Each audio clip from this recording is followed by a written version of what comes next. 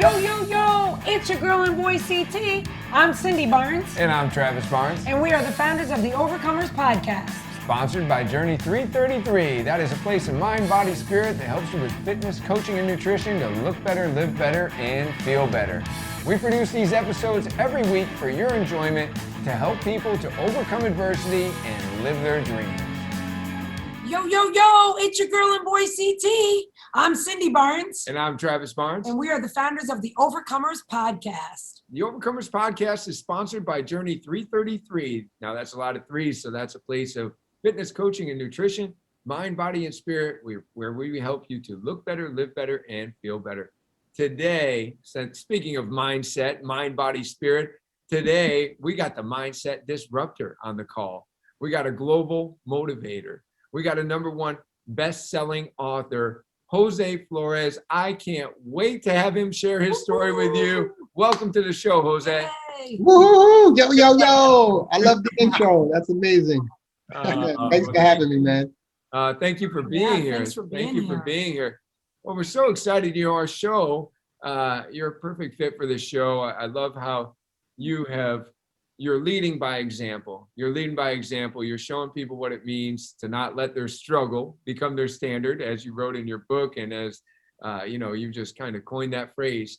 Can we get a little history on you, Jose, just so then that way some of our listeners can know about what you've overcome, if you don't mind maybe giving us your CNN version. In fact, I've seen some news clips about you, so CNN is a not cliche with you. So Yeah, man, absolutely. First of all, thank you for having me on the show again. I appreciate you letting me hang out with you and your audience today. And yeah, so I was born and raised in the Bronx, New York. So I'm a city boy. I currently reside in Florida, but I spent more than half my life in the Bronx, New York. And I had a great childhood. Great parents. Very active. But when I was 3 years old, the doctors had diagnosed me with a condition called spinal muscular atrophy. And it's in the muscular dystrophy family. And basically what it does is the older I get, the weaker my muscles get due to a deficiency in one of the survival motor neurons that we all have in our body. And so, but when I was younger, I was able to walk and run and ride bike and skateboard. I lived a very normal childhood. And as I got older, obviously, and this started to kick in high school, the doctor said that by the age of 15, I would end up in a wheelchair, and they weren't even expecting me to live past my teenage years. But I have good news for everybody, because this year I just celebrated my 44th birthday. So I'm super excited about that. Yeah. So, right there, just defying the odds, man, and not accepting, what doctors say sometimes, because they're very smart, but they're not always right. Yeah. And, so just growing up in New York, man, I think that God allowed me to, we could have been born anywhere in the world, right? I could have been born in like one of the roughest parts of the world, poverty, stricken. But, God allowed me to be born in Bronx, New York. And I think he did that for a reason, because, I grew up with developing a thick skin, right? For bullying and we live in a cruel, brutal world, right? Around us. So, growing up as a city boy and just, having to grow up in the inner city and around poverty, projects and things like that, drugs, addiction, all that type of crazy stuff. God was just preparing me mentally for later on when I was really going to have to deal with this condition kicking in, right? And allowing me to develop that tough skin from a young age. And so, it was rough for me, especially in high school. That's where we're trying to figure out who we are, what we want to do, where we want to go in life. And I really wasn't thinking about the future, to be honest. I was in survival mode, right? I was just like, I want to make it to 19 and then hopefully, even past that, which obviously we surpassed, right? And so, that stage in my life was very difficult because of this condition. It started taking over my body. It started to get difficult for me to just do basic life necessities, right? Like bending over to tie my shoe and pulling my pants on and lifting my arms up above my head to put my shirt on, go up and down the steps, sitting and standing, just basic things that most people don't even think twice about was starting to become a challenge for me. And it started to mess with me, man, big time, with my mindset. And I really didn't need a lot of people telling, even though they did, there was some people that were telling me, you're never going to be anything great. You're never going to be able to accomplish much because of your condition. And I really, to be honest, didn't need people telling me that, because I was already telling that to myself in my own head. And life is a journey, like anything else, right? And everyone else, we all have a story, we all have our things that we have to overcome. But for me, the main thing that I had to overcome was my mindset. That's why I coined myself the Mindset Disruptor, because this condition, man, it's still active in my life today, right? I didn't end up in a wheelchair until I was 22 years old, shortly after I moved from New York to Florida. Literally just like a couple months after I moved, I lost my ability to walk. And that's when, again, another shifting. So this condition, it's active. So every couple of years, I feel a new shifting in my body of a slight level of decreased mobility. And so I'm always having to adapt and adjust, adapt and adjust, adapt and adjust, not only physically, but mentally as well. Yeah, can we talk about that for a second? I mean, because I don't know, I think it is worth just kind of, if you could, as a listener, envision this, you're 22 years old, which is a pretty vital time in life. And how does that happen for you? Like, do you feel it going? Is it more acute, more sudden, that all of a sudden there is this shift? Like, how was that happening for you at 22 years old? Were you just feeling your legs getting weaker and weaker? Or, if you could just kind of, take us there with you, because that's a big change, Yeah, absolutely. Absolutely. And feel free to ask any questions. I'm like an open book. I'm very transparent. So, you can fire away with whatever comes to mind. But yeah, this condition, it's a very slow progressive condition. So it moves at a slow pace. So it's not like right away, even though I lost my ability to walk, because I'm 6 foot tall. And at that time, I was using a motorized scooter. And the kind that the old people use, and like in Walmart you see them and stuff like that. So I was using one of those, and I was walking from that scooter to my mother's sofa, and she had tile on her floor. And at that point, from high school till the time I lost my ability at 22, my leg would just give out on me at random moments, right? I didn't, there was no like pre-warning or anything. So when that thing gave out, I felt like a sack. I would fall like a sack of potatoes, right? I couldn't break the fall. So that one time particular where I fell at my mom's house, I fell and I broke all the toes in my right foot, because I fell straight down like on my feet. And so I broke the toes in my right foot. They didn't all break, but some of them broke, some of them were fractured. But you know what they say, if you don't use it, right, you lose it.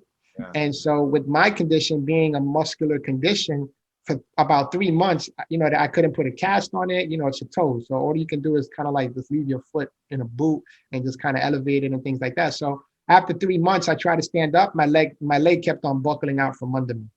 And so at that point, reality hit me, and I was like, man, this thing is full force.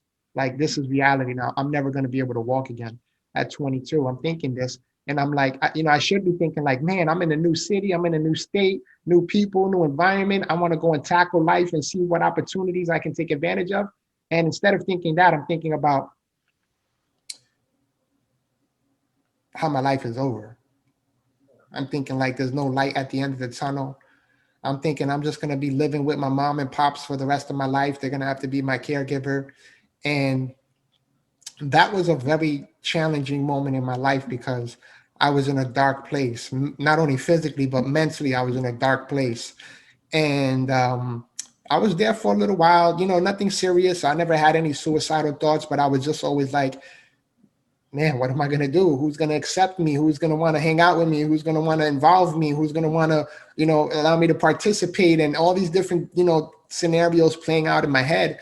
And so, yeah, man, to answer the question, it's just a very slow progressive, disease that takes its course every couple of years. There's really no pinpointing like every 2 years, every 3 years, every 4 years. It's just like when it happens, and I just have to deal with it, and I just have to figure new things out, figure out new ways to do things. Yeah. Jose, you and I were connecting before the call because we were talking about, having stories of overcoming adversity. Yours is a physical one, and mine is one of addiction and incarceration. And I will say that it took a lot for me to have a mental shift to where, I was always concerned who would accept me. Would anybody give me a job?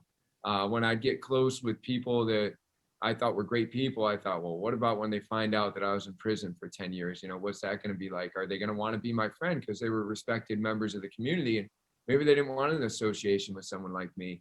And, today I believe that I have a lot to offer people. And, if they feel that way, then I'm sorry that they're going to miss out. I mean, that's just, the confidence that I've developed.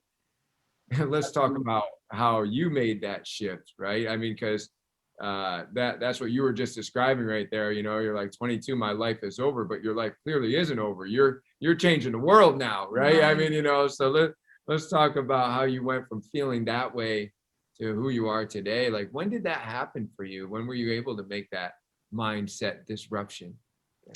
I would say, it was probably in my late 20s, early 30s, where I started feeling like I wasn't fulfilled with what I was doing. I have a corporate America background. I've been in corporate America I used to be in corporate America for 20 years. And I just started not feeling fulfilled. Like, there's more that I could be doing with myself, with life, than just 9 to 5, rinse, wash, repeat. And I just really started getting tired of it. And even before I got a job, I was on disability, and I got tired of being on disability. I'm like, who the heck can live off of a measly $850 a month? Like, that's like that. I can't even comprehend that, right? But I was living it at the time. And so I was like, man, I got to go get a job. So I got a job, and obviously I stopped collecting disability because you can only make a certain amount while working. And I obviously surpassed that. And I worked my way up the corporate ladder, all the way from the bottom, all the way up to a managerial position.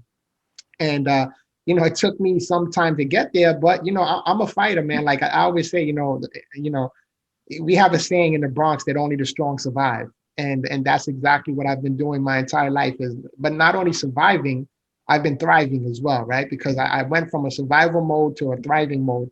And that happened because I just got sick and tired of being sick and tired, right? Like many people do. We all get sick and tired of being sick and tired, but sometimes some of us just go right back into the same environment, same mindset, same position. And some of us say, I need something different. And that's exactly what I said. I said, I need something different. And I really made a decision, man. I said that, I got to a point in life where I said, yeah, I lived a very kind of like, not sheltered life because I was outgoing, but I was at the same time afraid of going out into certain places because of what the world would look at me as and what people would say, what they would think, their opinions of me. And I let that hinder my progress for many, many years until I got to a point where I was like, you know what? If this is how God has me for right now, and I have to live my life like this, I'm going to live my best life right now. I'm not going to waste any more time because I wasted many years not living my life to the fullest. And that was definitely not fun at all. And so when I made the decision and I said, I'm not going to let this wheelchair defeat me. I'm not going to let this wheelchair define me. And I'm not going to let this wheelchair dictate my destiny. Man, that's when my life changed forever. Wow. Such a great lesson. Yeah, that is. Yeah. I was earlier in the show, you were saying how when you were really down and out, feeling like my life is over, I'm going to be stuck, here, having my mom and dad take care of me. But I did see you have a beautiful wife. Absolutely. Yeah. Tell me, how did you meet her and how long ago and how did that all happen? Yeah, so my everybody has big dreams in life. They want the big house and the nice fancy cars and healthy looking bank accounts, and there's nothing wrong with that. But my main dream, for me personally, was wondering if a woman was ever going to love me like this, right? Because I felt like damaged goods. I was like, man, God, you got it wrong. You got to return the sender, right? Item is broken, package is like no good. And so that was my mindset, right? I was always wondering if I was dreaming if I was gonna have kids or own a home or drive a car again or work a job, those type of things. That was my main dream. And I met my wife, thank to the grace of God, he's given me my beautiful wife. I met her at my first corporate America gig. We used to work for a well-known timeshare company, and we met there. And we were co-workers, became good friends, and then it evolved into us dating and then getting married and with children, and so so not only did he give me a beautiful wife, but we have two amazing sons, healthy they're young men now. Actually, we started early, but they're 20 and 21 right now. Wow. And so my wife, man, she's a real rock star, and everybody usually brings her up. And if they don't, like when I go to speak at any event that I speak at, I always take a few moments to honor her because, if it wasn't for her, I wouldn't even be on this podcast right now because I don't know if you looked at my website, but on the website, there's a cool video of the process that we have to go through every single morning just to get out of the bed. And so that's why I'm here, because she helped me out of the bed this morning, right? She has to help me get dressed in the bed. And, I always joke around and tell people like, listen, she helps me get dressed, but I pick out my own outfits. Okay. She does. That's awesome. Well, Jose, brother, man, we have a lot in common. Some of my friends call Cindy Saint Cindy, because she's not just my wife after incarceration. She was my wife before incarceration. And so she waited all 10 years. And so when you say you wouldn't be on the podcast without your wife, I don't think I'd be on the podcast without mine, because I think my life may have gone a different direction without having that motivation and accountability to, have a life to come back to. That's awesome. Yeah. That's amazing. So cool. Was it, this is a really great lesson when you talk about deciding that this is not going to define you or defeat you, and that you're going to, you rose up, the ladder, the corporate ladder, that many people that, have everything going for them sometimes struggle to rise up that corporate ladder, right? And you already had a disadvantage, where, like you say, we're at least self-conscious, wondering, will I get the same chance as other people get? So, there's some great lessons in that. And do you recall like a specific moment in your journey that was like the moment that you kind of look back on, and it was kind of a launching moment for where you are today, being an author, being a motivational speaker? We all have defining moments, right? Yeah, absolutely. And I shared this story in my book, and, they say hindsight is 20/20. I didn't know at the time that was going to be a pivotal moment in my life. But looking back now, that was like the starting point of me becoming who I am today. So when I graduated high school, they, graduation is amazing, right?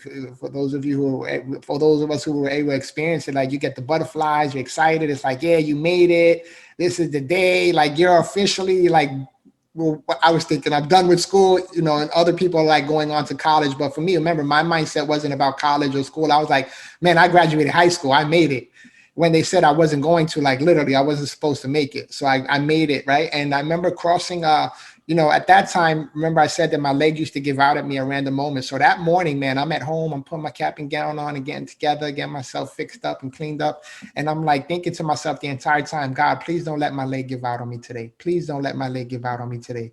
I don't want to be a spectacle in front of everybody, right?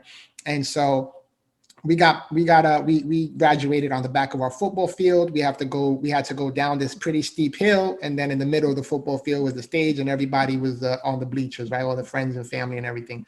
Just kind of painting the picture for you guys. And so I'm walking down that steep hill, and I'm going pretty slow because I want to make sure I get my footing, because at that point in my life, if I stepped on a rock or a pebble or something, anything that would make me lose my balance, that was it. I was falling down like a tree, right? Like timber.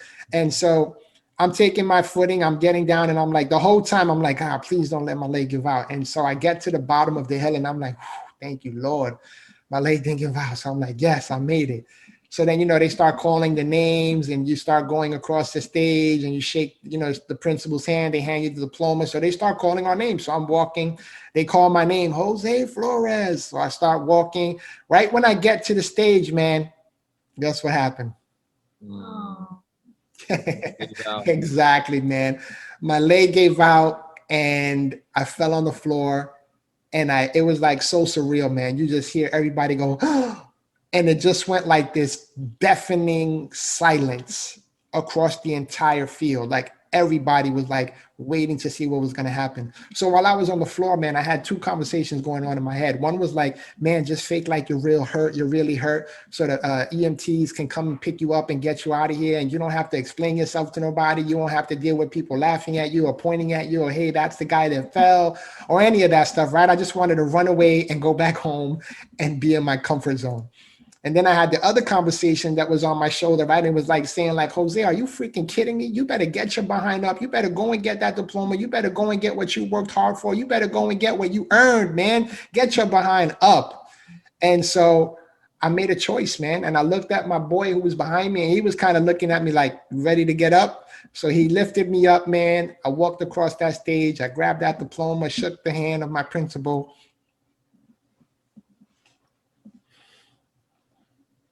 And I remember, man,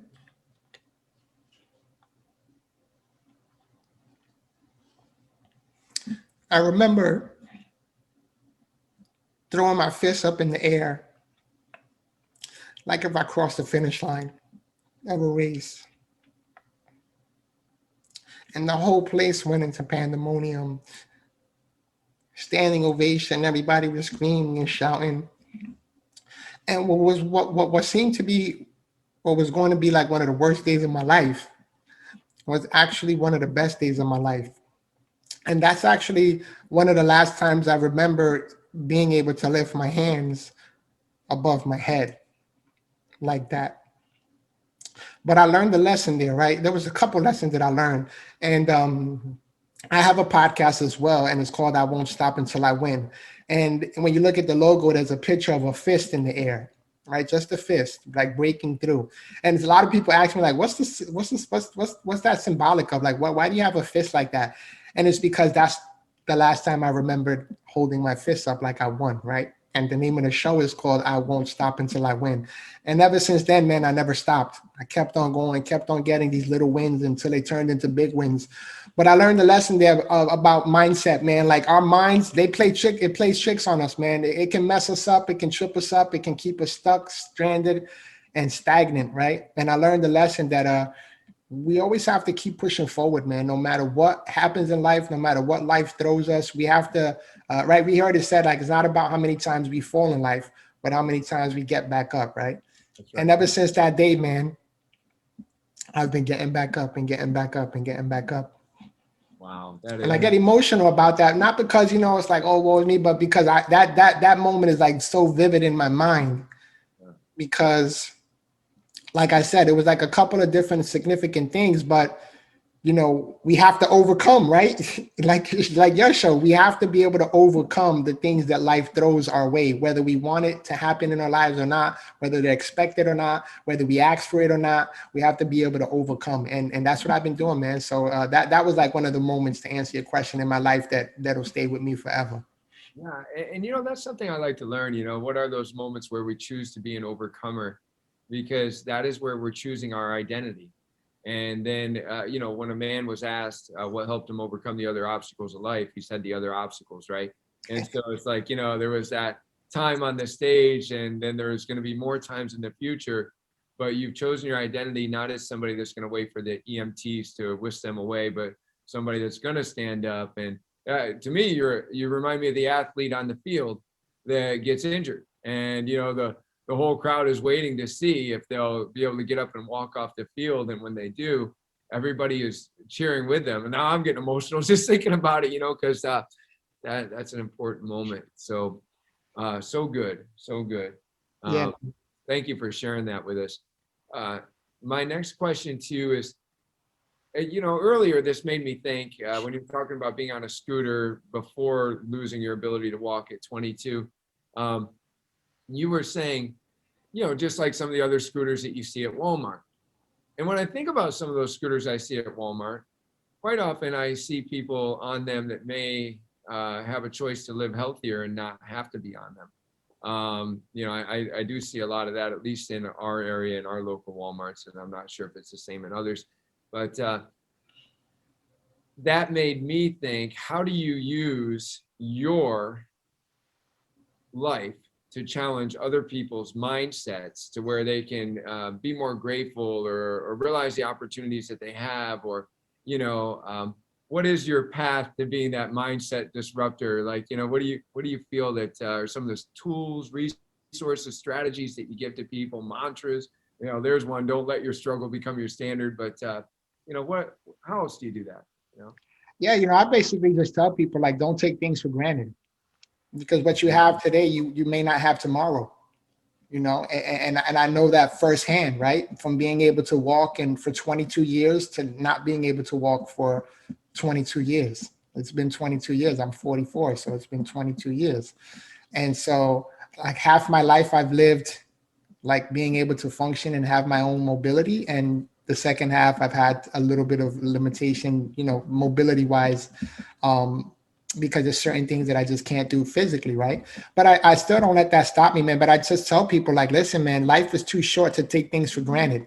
You got to live full now and make the right choices. And I'm all about the healthy living as well, right? Because I believe that true wealth is health, right? We can have all the money in the world, but if we die tomorrow, then what right? What are we gonna do then? So I think having the money and being able to live long enough to enjoy the money, right? And the benefits that that brings with us being able to not only provide for ourselves, but help other people along the way as well. You know, that's where true wealth lies. And we have to be able to, and I mean, my wife and I have this conversation all the time about, you know, making the right choices when we're eating, you know, and not only that, but like what we listen to, what we watch, you know, who we're around, the environments that we choose to engage with, and things like that, because all of that ties into, right, our own well-being, like physically, mind, body, soul, right? And we have to make sure that we have a certain level of awareness to where we can make those calls and make those decisions and say, hey, you know what, I don't want to go to that event because I don't want to be in that environment, or I don't want to go to this, you know, I don't want to go to this place because I don't want to be around these type of people. And we all know our strengths and our weaknesses, right? So we have to know where, you know, where's going to be okay for us to go, and where it's going to be okay not for us to go. Yeah, no, that's good. True wealth is your health. Wow. I have a lot of times that people tell me that they just don't have time to exercise. You know, we own a fitness franchise, and I'm like, ooh, boy, if you don't make time to be healthy, you're gonna have to make time to be unhealthy, you know, or to be ill. That's good. So you know, you really help. My wife is vegan, right? So I'm like 50% vegan, but we try to make healthy, you know, food choices, right? But we always tell people when we tell people that we, you know, we eat healthy, we eat mostly organic, if not all organic, and they're like, man, organic is so expensive, and I'm like, well, so is cancer, so is diabetes, so is like, you know, all these other different sicknesses. So it's like you just got to choose, you know, when you want to pay for it. You want to pay for it now, or you want to pay for it later. But the choice is yours. Either way, you're gonna have to pay. Absolutely, absolutely, yeah. Preach it, preach it. Yeah. So you have a course.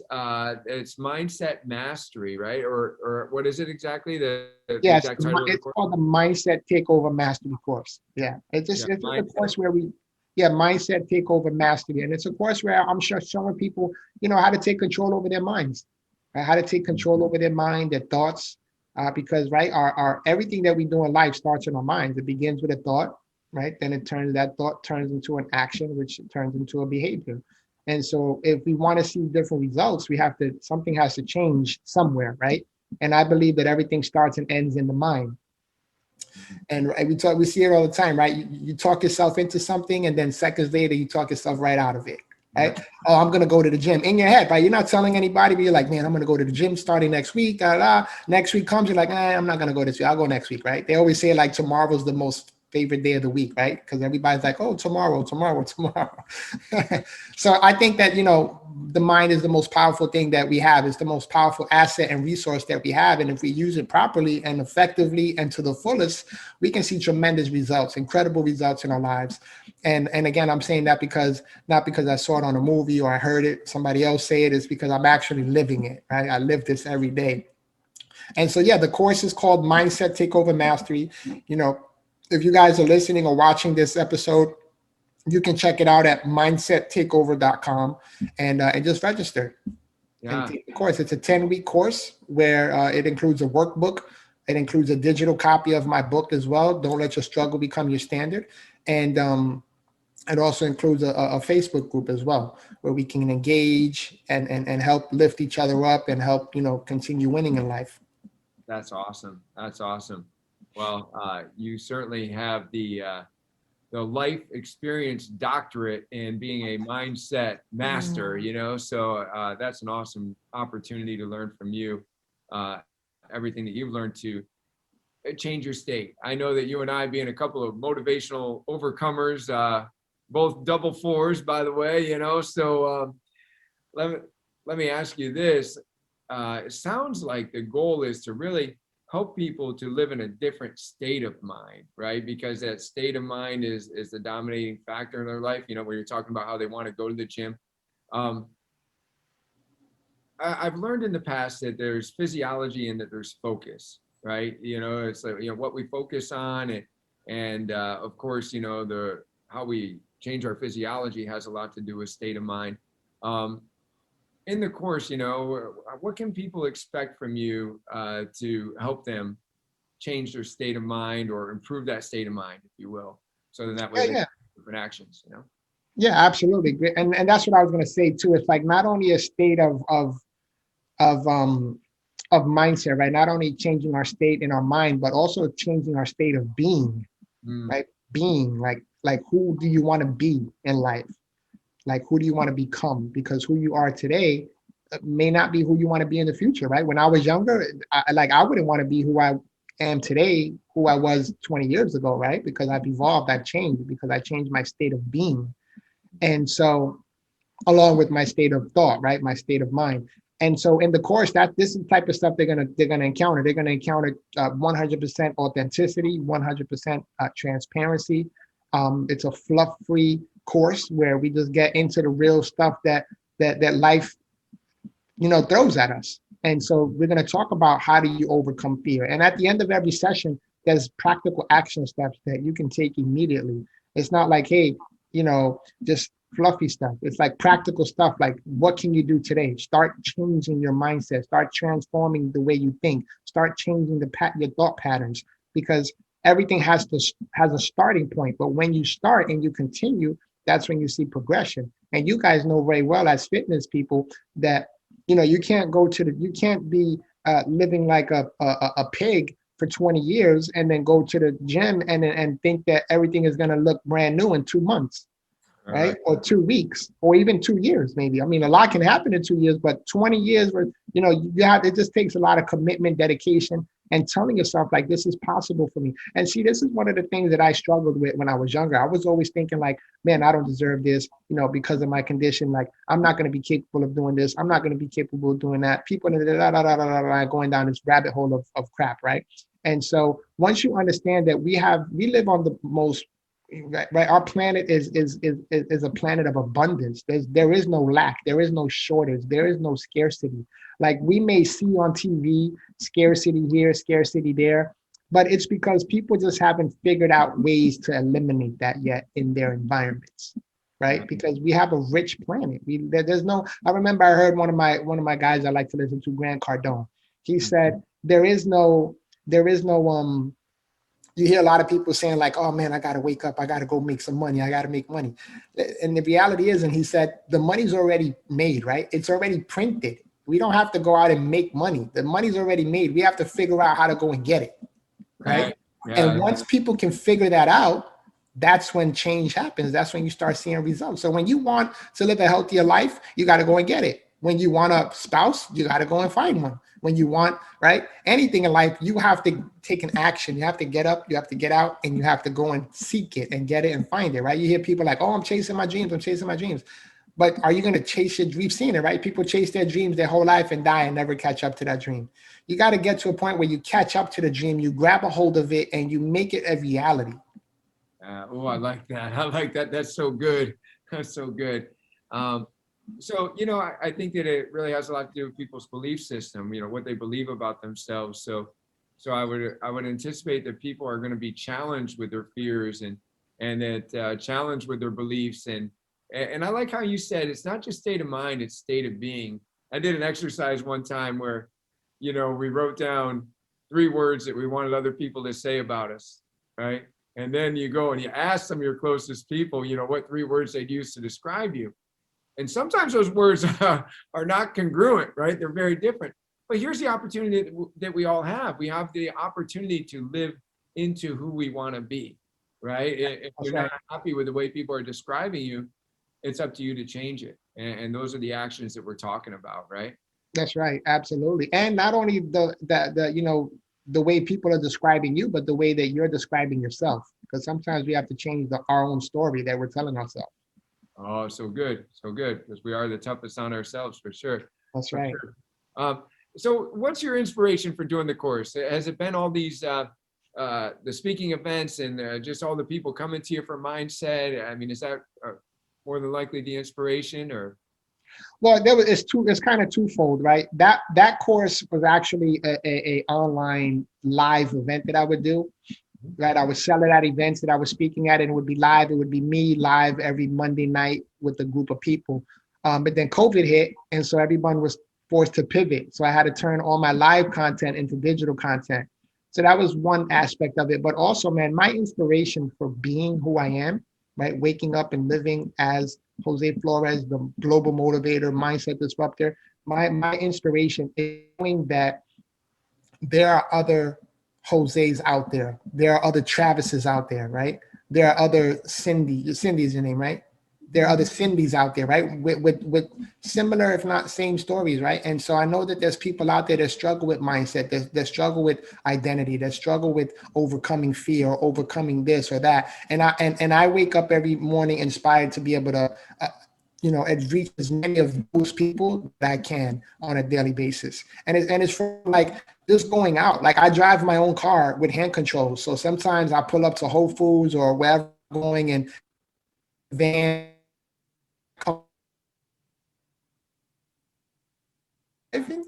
I went to Costco not too long ago, and I needed help taking my stuff to the car. So they helped me get my stuff at Costco, and then they go outside and they get one of the parking lot guys to help you take your stuff to the car. So the guy, he's taking my stuff and he's putting it in, and he's like, "Are you here by yourself?" And I'm like, "Yeah." He was like, "Oh man, that's what's up, brother." He was like, "Man, I commend you, man. I applaud you. That takes a lot of nerve to come out on your own in your type of situation." And I was like, for some people it may, and you're right, it can be, but hey, I got to live my life to the fullest. And he was like, "Man, I love that, man." So I just told him, I said, "Hey, listen, if you're on social media, follow me." And he just started following me. And now I see him like engaging with a lot of my stuff. And it's the stuff like that, man, that I just love doing, because you never know who is going to be brave enough to approach you and let you know that you've actually inspired them, right? And there's so many times I go out of my house and I'm inspiring people that I have no idea that I'm inspiring. And the cool thing about it, this is why it's important that we have a great spouse, right? you have Cindy, she's your helpmate. My wife's my helpmate, and they give us so many creative ideas. So my wife was like, "Babe," my wife started noticing that with my wheelchair elevates about 12 inches higher. So now I get to be eye level with people and have conversations with people eye level, instead of having to always look up at people, right? And people looking down at me. That alone in itself, with people constantly looking down on you, has an effect on people like me in wheelchairs psychologically, right? That's that whole looking down type of thing. We already feel like people are looking down at us, but now it's like literally people are looking down at you. And that's a whole different deep conversation that we can have on another show or when we meet each other. But anyhow, my wife was like, "Babe, every time you pass somebody in your wheelchair, people are always turning around like to look at you." And so what she did was, on the back of my headrest right here, she had me put my social media handle at Jose Inspires. So every time somebody turns around and looks at me, they see that. And I can't even tell you, like, I've gotten so many followers just from that little idea. And I was like, "Wow, baby, see that you're a genius, baby." Thank you. Like and she didn't even go to school for marketing and advertising, right? And she thought of that. And I was like, "Wow, that's cool." So just little things like that, man. That's why when you told me that your wife was with you for that whole decade you were gone, man, that alone, man, is a book, and it speaks volumes, because not too many women wait. No, that was, we were in a very single digit percentile, like a 2%. And then of the 2% that survive, 95% of those don't make it like 6 months, because they've just, they've been used to living apart. Yeah. Yeah. So this is great, waking up every morning and saying, whose life am I going to change today? And giving people a path to follow you, because you just never know how you might make a difference in their life. And that's where I was going to go. I was going to ask you, how can people, we already know about the course, and I'd appreciate it if you'd say the course one more time, just so that people can be sure to go there. And how else can they follow you, learn from you, be inspired by you? Yeah, absolutely, man. And that's only one course. I have other courses on my website as well. They can check my website out, joseinspires.com. That has all my information and all my backstory, my current story, everything you can want to know about me is on the website, joseinspires.com. It's pretty uniform. And then all my social media handles is at Jose Inspires as well. I'm on all platforms, and I'm very engaging and interacting and provide a ton of content and inspiration. Yeah, they can check out if they want to take that course, the Mindset Takeover Mastery course. They can go to mindsettakeover.com, and they can sign up from there as well. It's self-paced, right? You can take it. It's a 10-week course. Some people take longer.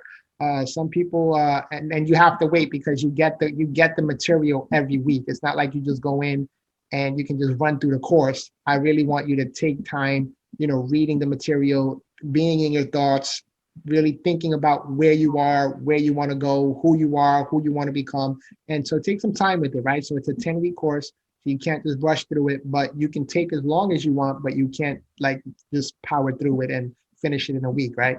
And so that's pretty cool. And you have the Facebook group, you can always engage in there as well. So it's pretty cool. And if you want to get a copy of my book, we didn't even actually talk about this, which is pretty cool. But one of the greatest motivational speakers on the planet, the great Les Brown, he wrote the foreword to my book. I actually went on tour with Les Brown like 2.5 years ago. We went to like a 26 city tour. And again, this is like coming from this old Bronx boy who thought that he would never do anything great to now being around the greats, working with the greats, and being great himself. And so it's a powerful thing, man, when you take control over your mindset. So definitely would encourage mindsettakeover.com if you're struggling with any area of your life. And my website, joseinspires.com, and social media at Jose Inspires. Also, what I wanted to do, Travis, for you and your audience, anybody listening or watching, I've always been a big fan and a proponent of giving back, right? And paying it forward. So I want to give everyone a free gift, literally free, no strings attached. You can go to freegift.joseinspires.com and you can download a free MP3 motivational talk that I did on the power of showing up. So since you guys showed up to listen to this episode, watch this episode, I want to go ahead and give you that free gift on the power of showing up and what are some of the powerful things that can happen because of showing up. And so that's just my free gift to you and your audience, Travis. I appreciate you for having me on. Thank you so much. Thank you so much. The power of showing up. And where do they go to get it again? One more time. freegift.joseinspires.com. That is awesome. Jose, did we miss anything else? I mean, because boy, you're dropping some bombs here at the end. It's great. We're gonna have to have you on again so that we can get more. Absolutely, man. Anytime. Anything else that you want to share? Yeah, my wife and I actually just finished writing a book together that it's a book and a curriculum because we believe that marriages are under attack, and if we can help keep marriages together, that will help keep family together, and that will help keep generations to come together.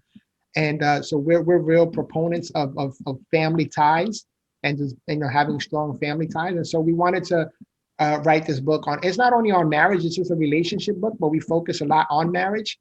And because her and I, we're going to be celebrating our 14th year anniversary just coming up in July. We got married on 7/7/7, and we've been together for 20 years, married for going on 14. And so I think that we have a little bit of time under our belt to where we can talk into other people's lives and marriages and give them some tips and strategies and things that have worked for us because we're human, right? We go through the same struggles that you and your wife go through, right? And some of the same arguments or disagreements, we go through all of that, but you throw in the wheelchair aspect of it and everything else that comes along with that, all the extra added work and preparing and preparation and mindset to just be a caregiver for your spouse. That's a whole nother ball game that a lot of people aren't familiar with. So we keep it like I said, 100% real in the book. We talk about finances, goal setting. We talk about sex. We talk about it all. And that's called What Real Love Looks Like, How to Have It All, Even When You Don't Have It All. And that's going to be coming out end of this year or first quarter of next year. We'll be on the lookout for that. And happy anniversary, a little early, not too many Thank you. A couple, 3 weeks to go. Yeah. Yeah. That's awesome. That is awesome. Yeah. Well, thank you for the honor of having you on this show. It's just, I feel like we have a lot in common as we talked, and so thank you. Thank you for this honor. Yeah, man, absolutely. Where are you guys based out of West Palm Beach? No, we're in upstate New York, but we do have a location in Florida, and we do come down there. So when we come down there, we need to look for you. Awesome. What part of upstate you guys from? We're like in the Finger Lakes area, near Syracuse, that kind of area. Okay. Cornell University, Ithaca area, that kind of. So yeah. But awesome.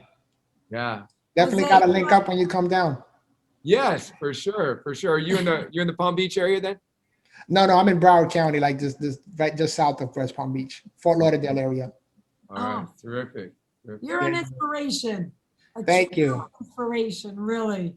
Thank you. I appreciate it. You guys are too, man. Believe it or not, with what you guys are doing, helping other people to overcome, that's inspiring as well, man. So keep doing what you guys are doing because you're making impact, man, right? And that's what's important in life. Thank you. Thank you, Jose. My Proud to pleasure. be an overcomer with you, you know? Wow, that's awesome. All right. Thanks for tuning in to the Overcomers Podcast, sponsored by Journey 333. When I am not hosting the Overcomers Podcast, I am working at one of our fitness franchises so that I can continue to help people overcome adversity on a daily basis. That's right. People come to the Journey 333 fitness franchises because they want a coach in their life. They want somebody to help them overcome the adversities of life, motivate them to higher levels of greatness, bring out their potential, help them lose weight, get off medications, fight depression, fight anxiety. That's what we do on a regular basis. If you feel like you want your life to be about helping more people to overcome their adversities, if you feel like you're an overcomer and you want to create more overcomers, then maybe owning a Journey 333 franchise would be for you. To find out more, go to www.journeyfitness333.com.